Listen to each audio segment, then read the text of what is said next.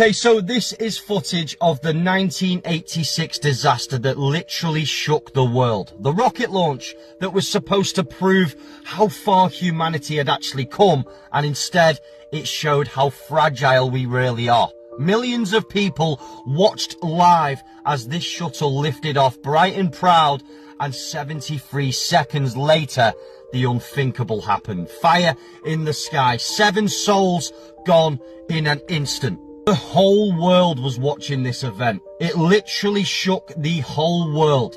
Now, what if I told you that this was actually faked? And everyone who was on board this spacecraft has been found to be alive and even proven in court. Check out this next clip. Good morning, commissioners. Today I come here asking for your help, but first a little backstory. I think we all remember the Challenger explosion that took place in 1986. It tragically took the lives of all 7 astronauts on board. It launched not too far from where we're standing here today. Well, the interesting thing is, a couple decades later, this thing called the internet came about, and someone allegedly found almost all of those astronauts alive and well, many using the same exact names. As you can see here, we have Challenger astronaut Judith Resnik and also a Judith Resnik Yale law professor. Michael J. Smith, the pilot of the Challenger astronaut, and also professor at University of Wisconsin, now retired Michael J. Smith. Commander Dick Scobie, who is now president of Cows and Trees. Now, if you'll notice, they all have the exact same faces 30 some odd years later, the same exact name, and they are the same age. Now, we all have a doppelganger out there, right? No big deal. But to have the same face, the same age, and the same exact name is extremely rare. So rare, I could only find one case in the last 120 years. And we're supposed to believe that 3 people from one spaceflight have exact lookalikes that have the same age and same exact names.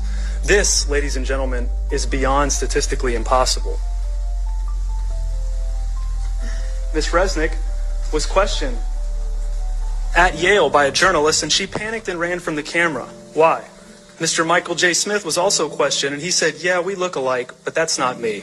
Trust me when I say every single one of the people that were apparently dead in this disaster have been found alive under the same name with the same facial features. We are being lied to on a mass scale. The chances of finding 6 out of the 7 people that apparently died still alive is over 16 trillion to 1.